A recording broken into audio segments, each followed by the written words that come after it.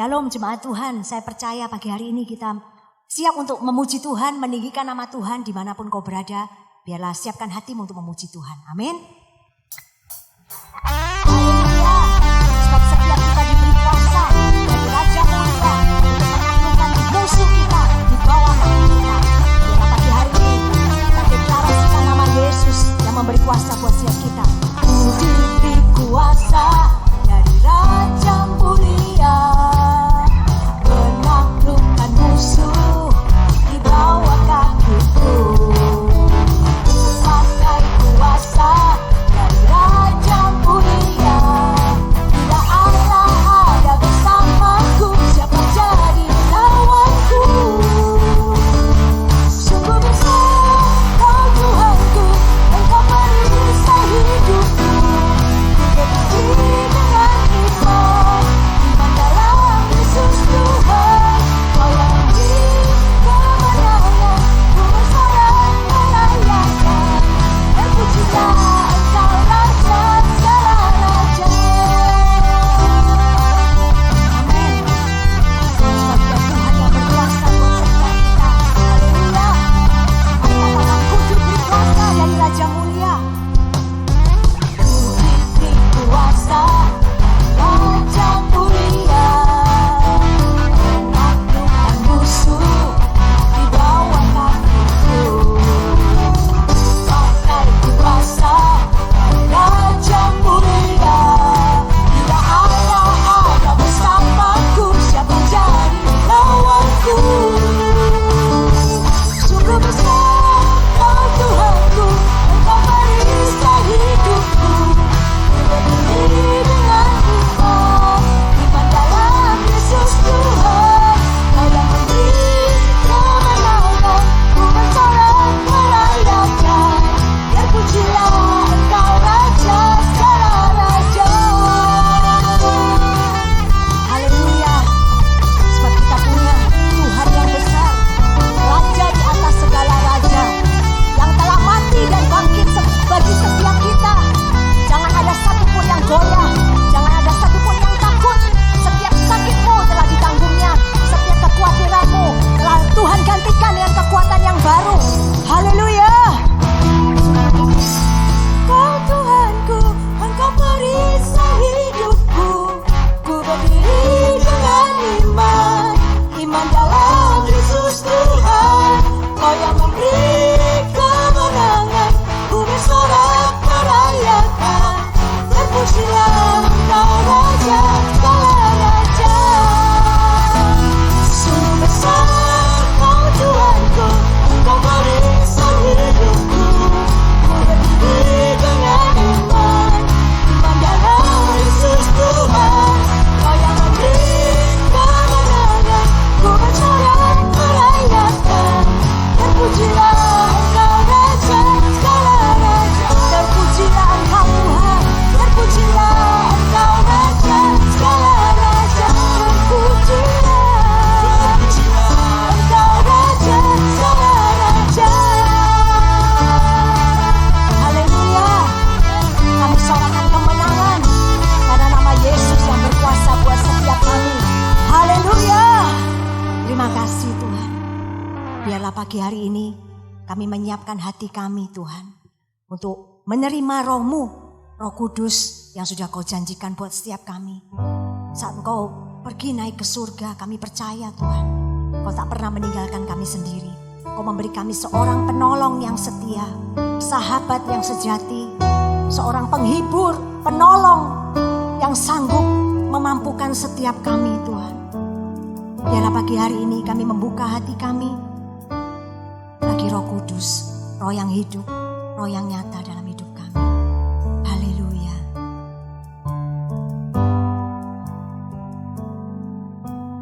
Yesus Tuhan.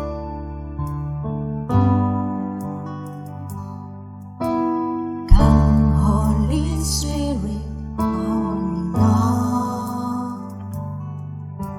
I need your anointing, come in your power. I love you, Holy Spirit. You captivated my soul, and grow to love you more. Come Holy Spirit, come Holy Spirit, follow me now. I need your anointing, come in your power. Katakan, I love you Holy Spirit.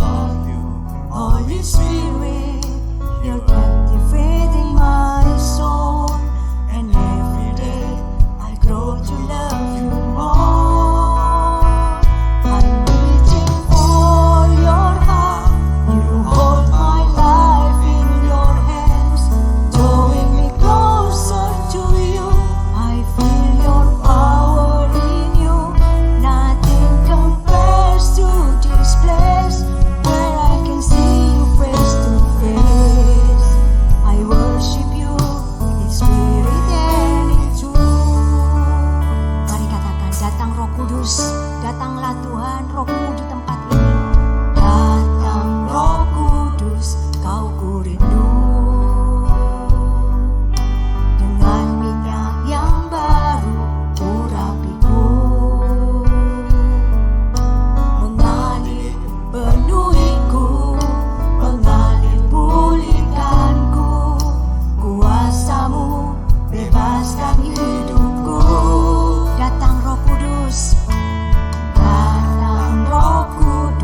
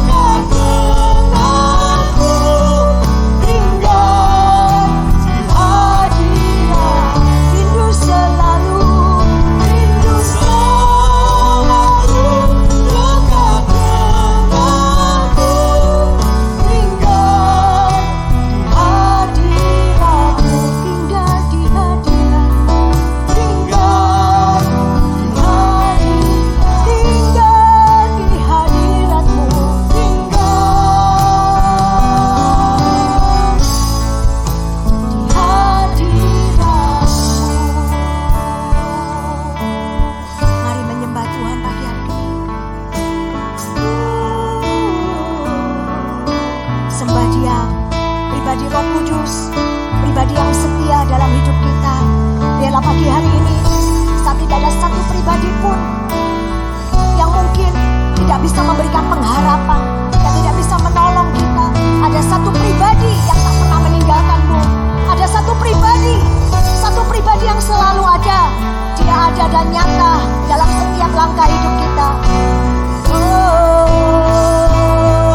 Allah Roh Kudus, haleluya,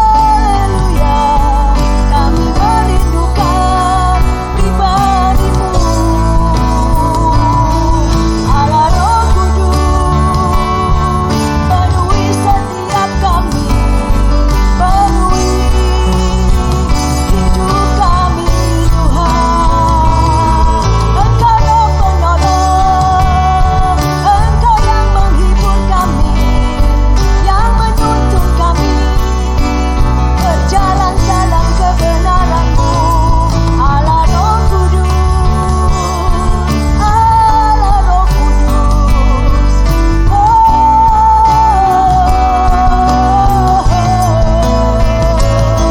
haleluya. Jesus Tuhan, Roh Kudus adalah pribadi yang dijanjikan oleh Tuhan untuk menolong kita. Dia setia, Dia ada dan Dia nyata. Dalam beberapa minggu yang lalu, saya mengalami satu pergumulan yang berat. Karena seisi rumah semuanya sakit. Selama ini yang menolong saya, suami saya pun harus sakit. Seolah-olah saya merasa tidak ada yang bisa membantu saya. Karena saat pulang kerja pun saya masih harus melakukan pekerjaan di rumah. Saya merasa tidak sanggup karena harus merawat 4 orang yang sakit di rumah. Tapi di situ saya berdoa, Tuhan mengingatkan saya bahwa ada satu pribadi yang menolong saya, menguatkan saya selalu. Di saat saya merasa tidak mampu, Roh Kudus berkata, aku ada, aku nyata, aku penyembuh, aku penolongmu. Saat itu di saat saya tidak berdaya melakukan semua pekerjaan yang ada, saya katakan buat tubuh saya sehat, saya kuat oleh karena bilur-bilurmu sudah menyembuhkan saya. Di situ saya merasakan ada kuasa kesembuhan mulai bekerja. Saat saya tidur tidak bisa bangun, di situ Roh Kudus berkata, aku ada, aku penolong. Mungkin Bapak Ibu Saudara sekalian yang di rumah, mungkin kau dalam kondisi tidak berdaya, sakit penyakitkah? Atau mungkin ada pergumulan yang lain. Percayalah satu pribadi yang tak pernah berubah. Sampai hari ini dia tidak pernah berubah. Dia nyata, dia ada, dia tak pernah meninggalkan. Sekalipun saya merasa malam itu begitu panjang, malam itu tidak pernah menjadi pagi, tapi saya cuma percaya, saya cuma berkata, Tuhan, aku mengandalkan Engkau. Aku tak pernah melepaskan kepercayaanku kepada Engkau, Tuhan. Dan di situ kuasanya bekerja. Roh Kudus bekerja menjamah setiap anggota keluarga saya, baik itu melalui obat, melalui apapun makanan yang kami makan. Saya mendoakan, Tuhan, dengan apa yang ada Engkau sanggup mengerjakan. Di situ pemulihan terjadi. Biarlah pagi hari ini saya katakan setiap kita yang sakit menjadi sembuh. Saya lepaskan kuasa kesembuhan Tuhan itu terjadi di rumah-rumah. Kuasa pemulihan apapun terjadi di rumah-rumah. Biarlah rindukan Tuhan senantiasa. Saat kita mungkin berada dalam kondisi yang paling bawah, jangan kehilangan Tuhan. Jangan kehilangan Roh Kudus. Mungkin kita tidak berdaya, tapi Roh Kudus, Roh yang menguatkan kita. Dia penolong yang menolong kita. Haleluya. Allah Roh Kudus, jamah hatiku dengan urapanmu. Rindukan Dia selalu, rindu selalu dekat denganmu, tinggal di hadirat. Katakan sekali lagi, Allah Roh Kudus, jamah hati kami. Yes, Holy Spirit, mari kau menjamah, jamah kami Tuhan. Amin. Ya, biarlah urapan-Mu bekerja buat setiap kami, Tuhan. Mengangkat setiap beban, mengangkat setiap sakit penyakit, mengangkat setiap tekanan apapun yang ada dalam keluarga kami. Kami Kami percaya kami cuma mau tinggal. Kami mau tinggal Allah Roh Kudus. Allah Roh Kudus, jamah hatiku dengan urapanmu. Selalu dekat denganku, tinggal di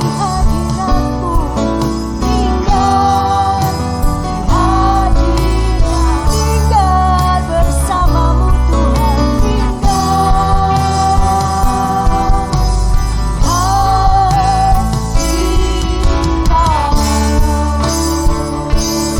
haleluya. Kami percaya Tuhan, apapun situasi kondisi kami, mungkin tubuh kami yang lemah, tapi satu hal yang mau kami katakan Tuhan, roh kami tidak boleh lemah di dalam Engkau. Kami minta Roh Kudus menguatkan kami senantiasa. Biarlah pagi hari ini kami menerima Roh Kudus, Roh penolong, Roh penghibur, Roh yang menuntun kami senantiasa Tuhan. Roh yang selalu menguatkan, yang selalu ada buat kami.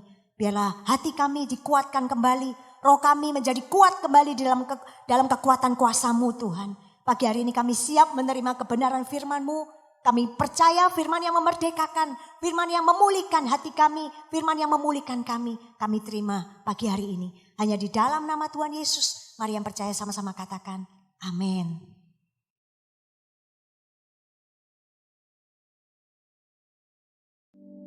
Shalom, selamat pagi. Senang sekali kita bisa ada di dalam ibadah pagi hari ini. Dan hari ini saya mau menyampaikan tema khotbah pengabdianku untuk kemuliaan-Mu. Apa itu pengabdian?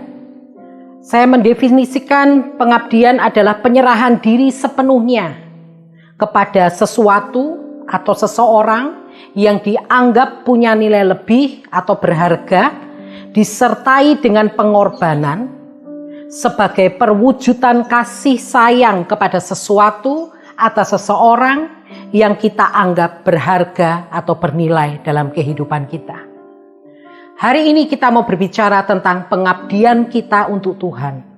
Karena saya percaya setiap kita anak-anak Tuhan dipanggil untuk mengabdikan hidup kita sepenuhnya kepada Tuhan. Bukan berarti setiap kita semua menjadi pendeta, menjadi hamba Tuhan, tetapi Tuhan mau setiap kita menyadari bahwa keberadaan kita adalah sebagai orang-orang yang mengabdikan hidup kita sepenuhnya kepada Tuhan.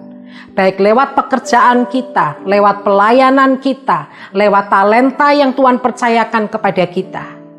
Itu menjadikan Tuhan dimuliakan dalam kehidupan kita. Ada beberapa hal yang perlu kita ketahui bahwa di dalam pengabdian selalu dimulai dengan hidup yang dipersembahkan kepada Tuhan. Roma pasal yang ke-12 ayat yang pertama dan kedua katakan, persembahkanlah hidupmu sebagai persembahan yang hidup, yang kudus dan berkenan kepada Allah. Itu adalah ibadahmu yang sejati. Janganlah engkau menjadi serupa dengan dunia ini, tetapi berubahlah oleh pembaharuan budimu, supaya kamu mengerti apa yang menjadi kehendak Allah, apa yang berkenan dan yang sempurna di dalam Allah. Pengabdian selalu dimulai dari hidup yang dipersembahkan kepada Tuhan. Itu sebabnya Bapak Ibu Saudara, lewat kebenaran firman pagi hari ini, saya mau katakan, sudahkah engkau mempersembahkan hidupmu kepada Tuhan? Di dalam Galatia pasal yang kedua ayat 20 Rasul Paulus katakan, namun aku hidup, tetapi bukan lagi aku sendiri yang hidup, melainkan Kristus yang hidup di dalam aku. Dan hidupku yang kuhidupi sekarang di dalam daging adalah hidup oleh iman dalam Anak Allah yang telah mengasihi aku dan menyerahkan dirinya. Yesus memberikan teladan. Yesus pun menyerahkan dirinya untuk kita. Kita pun sebagai anak-anaknya, kalau kita mau mengabdikan hidup kita kepada Tuhan, Tuhan pun mau setiap kita menyerahkan hidup kita sepenuhnya ke dalam tangan Tuhan. Biarlah hidup Tuhan itu yang menjadi hidup kita. Yesus yang hidup di dalam kita, yang memberikan arahan dan komando dalam kehidupan kita, sehingga kita tetap berjalan sesuai dengan apa yang Tuhan Allah kehendaki. Yang kedua, kalau kita mau hidup kita diabdikan kepada Tuhan, yang kedua Tuhan katakan hidup yang diabdikan kepada Tuhan adalah hidup yang disertai dengan pengorbanan. Apa pengorbanan dalam artian di sini? Kita harus sabar di dalam penderitaan dan tidak menyerah di dalam perjuangan. Sabar di dalam penderitaan dan tidak menyerah di dalam perjuangan. Ada sebuah pengorbanan yang harus kita lakukan. Kita harus sabar di tengah-tengah kondisi yang ada, dan kita tidak boleh menyerah di saat kita berjuang untuk sebuah kehendak Allah yang Tuhan sudah nyatakan dalam kehidupan kita.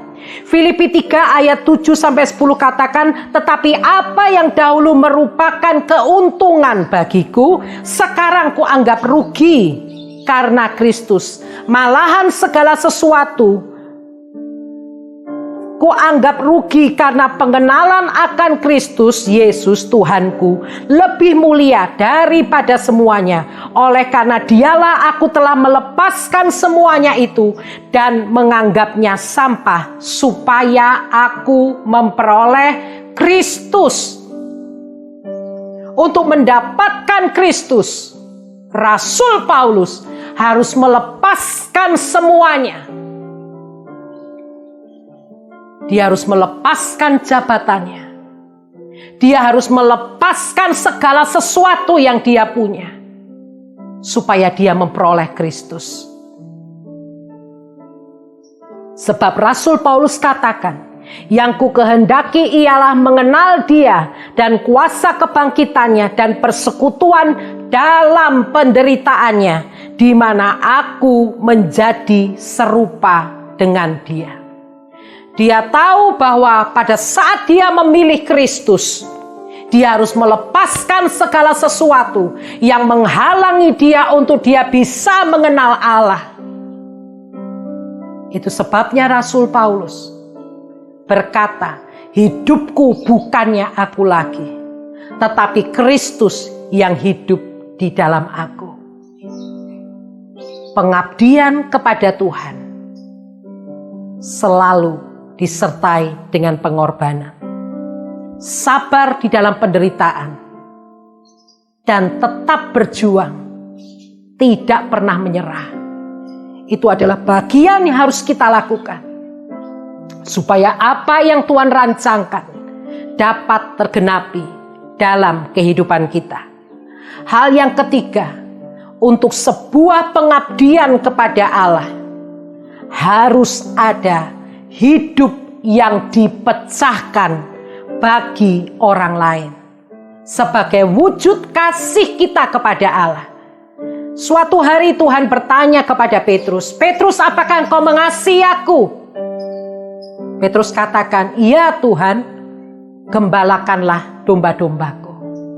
Kali yang kedua Yesus kembali bertanya kepada Petrus, apakah engkau mengasihi aku? Ya Tuhan, aku mengasihi engkau, gembalakanlah domba-dombaku. Kali yang ketiga Yesus kembali katakan, apakah engkau mengasihi aku? Gembalakanlah domba-dombaku. Pengabdian kepada Allah tidak terlepas dari hidup yang dipecahkan bagi banyak orang. Tuhan mau kehidupan kita bukan lagi bagi diri kita sendiri, tetapi kita memecahkan hidup kita bagi banyak orang, seperti apa yang Yesus sudah lakukan. Dia memecahkan hidupnya bagi ke-12 muridnya. Dan Tuhan mau kita juga menjadi orang-orang yang memecahkan hidup kita bagi orang-orang yang ada di komunitas di mana kita berada. Itu sebabnya Tuhan mau setiap kita berada di dalam sebuah penggembalaan. Karena di dalam penggembalaan kita bisa memecahkan hidup kita bagi banyak orang. Di dalam pemuritan, kita bisa memecahkan hidup kita. Kita bisa mementori banyak orang, sehingga kehidupan orang-orang di sekitar kita diubahkan, karena mereka melihat teladan Kristus dalam kehidupan kita. Hal yang keempat, Tuhan mau hidup kita yang diabdikan kepada Tuhan adalah hidup yang diabdikan dengan setia. Dengan setia. Menjadi hamba yang setia di musim apapun bukanlah sesuatu yang mudah. Tetapi Tuhan mau, kalau engkau mau mengabdikan hidupmu kepada Tuhan, jadilah abdi yang setia. Jadilah hamba yang setia di dalam setiap hal dalam kehidupanmu. Apapun tanggung jawab yang Tuhan percayakan kepadamu hari-hari ini, sekecil apapun tanggung jawab yang Tuhan percayakan dalam kehidupanmu, lakukan dengan setia. Karena pengabdian bukan hanya berbicara dalam kurun waktu yang terbatas, tetapi pengabdian untuk Tuhan adalah pengabdian seumur hidupmu. Dan Tuhan mau engkau menjadi hamba yang setia, yang didapati melakukan pekerjaan tuannya pada waktu tuannya itu datang. Pengabdian tidak pernah terlepas dari hidup kekristenan. Bahkan seorang penulis buku bernama Oswald Chambers, dia menuliskan demikian: kekristenan bukanlah pengabdian untuk bekerja, atau untuk tujuan, atau untuk sebuah doktrin. Tetapi kekristenan adalah pengabdian untuk seseorang, yaitu Tuhan Yesus Kristus. Dan untuk sebuah pengabdian, Mother Teresa berkata, Tuhan tidak memanggilku mengejar kesuksesan, tetapi Tuhan memanggilku untuk setia kepadanya. Di dalam sebuah pengabdian dibutuhkan kesetiaan. Bagaimana dengan Bapak Ibu Saudara? Di tengah-tengah masa pandemi seperti saat ini, di tengah-tengah kesulitan yang Bapak Ibu Saudara hadapi, maukah Bapak Ibu Saudara tetap mengerjakan dengan setia apa yang Bapak Ibu Saudara terima, tanggung jawab yang Bapak Ibu Saudara terima, baik itu dalam pekerjaan di mana saudara bekerja, dalam pelayanan di mana saudara melayani, atau tanggung jawab saudara sebagai seorang ayah, sebagai seorang ibu kepada pasangannya. Apakah engkau mau tetap setia? Karena apa yang kau lakukan, engkau sedang melakukannya bukan hanya untuk mereka, tetapi engkau sedang melakukan pengabdian itu sepenuhnya untuk Tuhan. Seorang hamba Tuhan menyerahkan hidupnya kepada Tuhan karena dia percaya apapun yang terjadi dalam kehidupannya, Tuhan memegang hidupnya dari awal sampai kepada akhirnya. Pada waktu engkau mengambil sebuah keputusan untuk engkau mengabdikan hidupmu kepada Tuhan, jangan pernah memberikan setengah-setengah dari hidupmu. tetapi berikan yang terbaik dari apa yang kau bisa berikan kepada Tuhan. Sebagaimana apa yang pernah dilakukan oleh seorang gadis China yang bernama Lee Yun Hong. Di usia 4 tahun, gadis Cina ini mengalami kecelakaan dan harus diamputasi kedua kakinya. Pada saat amputasi itu dilakukan, dia harus kehilangan kedua kakinya, sehingga hanya tersisa kakinya 3 cm saja. Di tengah-tengah kesakitannya, ada banyak dokter yang menolong sehingga dia dapat diselamatkan dan dia mau menjalani kehidupan. Di tengah-tengah kesakitan yang ada, dia mulai berpikir, dia ingin menjadi seorang dokter, supaya dia dapat menolong orang-orang yang mengalami kesakitan. Tetapi saudara tahu, tantangan yang dia harus hadapi, bagaimana mungkin dia dapat menjadi seorang dokter tanpa kaki? Bagaimana dia bisa praktek dokter tanpa kaki? Tetapi dia tahu pada waktu ada seseorang yang sudah merelakan, ada seseorang yang sudah menolong, sehingga dia dapat menyelesaikan kuliahnya di kedokteran.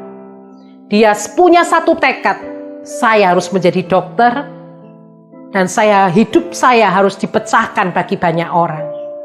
Dan singkat cerita, dia menggunakan 2 bangku kayu untuk dia berjalan kemanapun dia pergi. Dan apa yang dia lakukan? Dia mulai mengobati orang-orang dari satu rumah ke rumah yang lain. Di tahun 2000, dia memutuskan untuk bekerja di sebuah klinik di sebuah desa di pegunungan di Cina. Dan di saat dia ada di sana, di tahun kedua, Tuhan pertemukan gadis ini dengan seorang pemuda yang dapat mendukung kehidupannya untuk dia memberikan hidupnya, mengabdikan hidupnya di sebuah desa di pegunungan di Cina. Dia tidak menyerah dengan kondisi yang dia hadapi, karena dia tahu pada waktu Tuhan sudah menyelamatkan hidupnya, dia mau lewat apa yang dia bisa lakukan, dia bisa menyelamatkan, dia bisa menolong orang-orang yang sakit.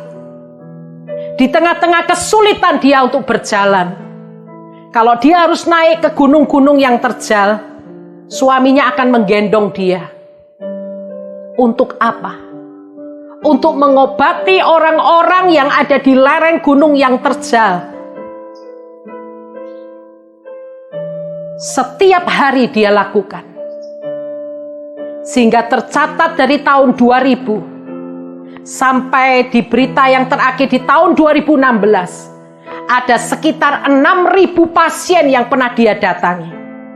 Saudara tahu, kesulitan yang dia hadapi kalau dia harus berpindah dari satu tempat ke tempat yang lain, kalau tanpa menggunakan kursi roda, dia membutuhkan waktu 1,5 jam berjalan dengan bangku kayu untuk menempuh perjalanan 500 meter. Kalau dia pergi ke tempat yang agak jauh, dia akan menggunakan kursi rodanya. Dan sesekali suaminya akan mendorongnya ke tempat-tempat di mana dia harus mengobati pasien. Dia tidak berhenti dengan apa yang dia alami. Karena dia tahu, kalau dia hidup, semua karena kasih karunia. Dan dia mau hidupnya dipecahkan bagi banyak orang yang ada di Cina pada saat itu. Beberapa orang menawarkan untuk dia berpindah ke kota supaya kehidupannya menjadi lebih baik. Tetapi Lee Yu Hong memutuskan untuk tetap tinggal di desa itu. Karena dia tahu ada banyak pasien yang membutuhkan. Ada banyak orang yang memerlukan sentuhan. Lewat apa yang dia lakukan dalam pengobatan keliling dari satu rumah ke rumah yang lain. Lee Yu Hong setia dengan apa yang Tuhan sudah berikan dalam kehidupannya. Di saat kadangkala dia tidak kuat, dia tidak mampu, dia membisikkan di dalam telinganya sendiri,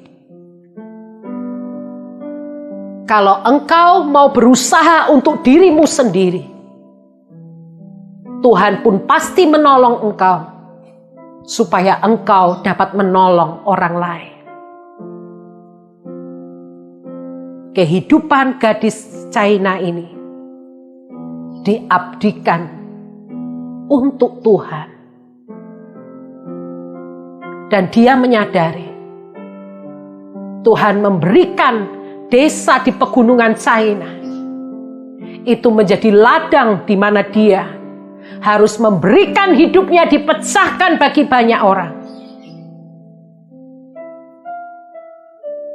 Bagaimana dengan Bapak Ibu Saudara? Sudahkah engkau mengabdikan hidupmu? Sudahkah engkau mengabdikan semua talenta yang Tuhan percayakan kepadamu? Lee Yu Hong bukan orang yang sempurna. Bahkan di tengah-tengah kondisi keadaannya yang menurut manusia tidak memungkinkan untuk dia berpindah dari satu tempat ke tempat yang lain. Tetapi karena dia menyadari pengabdian tidak pernah terlepas dari pengorbanan. Pengabdian tidak pernah terlepas dari penderitaan. Pengabdian tidak pernah terlepas dari kesetiaan. Pada akhirnya, Lee Yu Hong tetap memutuskan untuk tetap berada di desa di pegunungan di China. Kehidupan kita tidak terlepas dari campur tangan Tuhan dalam kehidupan kita sampai hari ini. Kalau kita ada, semua karena Tuhan. Kalau kita dapat melayani, semua karena Tuhan.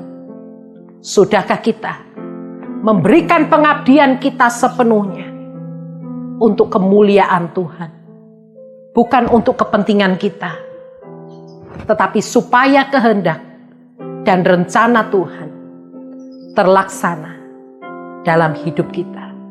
Mari Bapak Ibu Saudara, kalau Lee Yu Hong yang tidak sempurna dalam kurun waktu beberapa tahun, dia bisa mengobati kurang lebih sekitar 6.000 pasien. Apa yang bisa kita lakukan?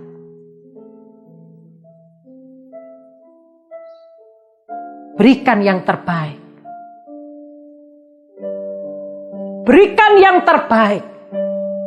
Apa yang kau bisa berikan untuk Tuhan? Tuhan tidak menuntut kesempurnaan.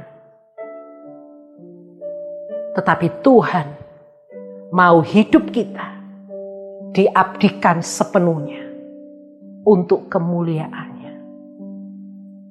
Tuhan Yesus memberkati.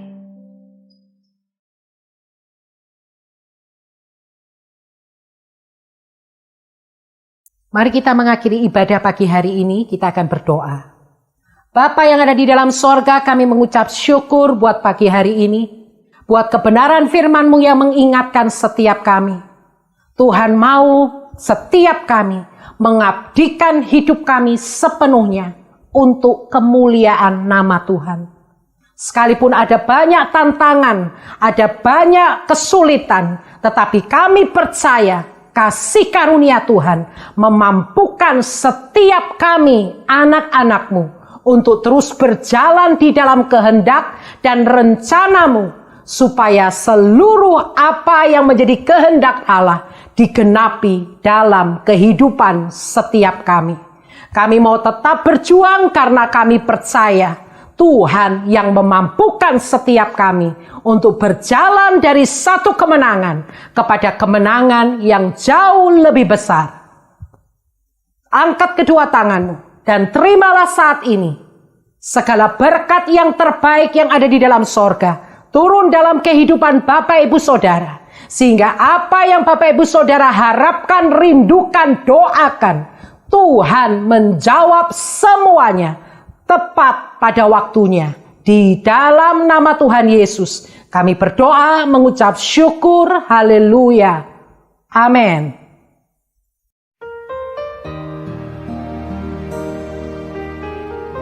When we worship, we offer our life to Him.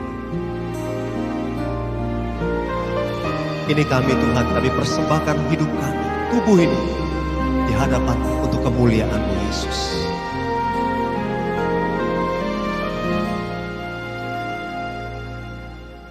Bapa, ku persembahkan tubuhku sebagai persembahan yang hidup, kudus, dan yang berkenan padamu, sebagai ibadah yang sejati. Bapa, ku persembahkan tubuhku sebagai persembahan yang hidup, kudus, dan yang berkenan padamu, sebagai ibadah yang sejati. Mari kita bangkit berdiri bersama-sama. Ku sembahkan Tuhan, ku sembahkan Tuhan, ku serahkan hidupku kepadamu untuk kemuliaan nama-Mu. Ku sembahkan Tuhan, ku sembahkan Tuhan, ku serahkan hidupku kepadamu untuk kemuliaan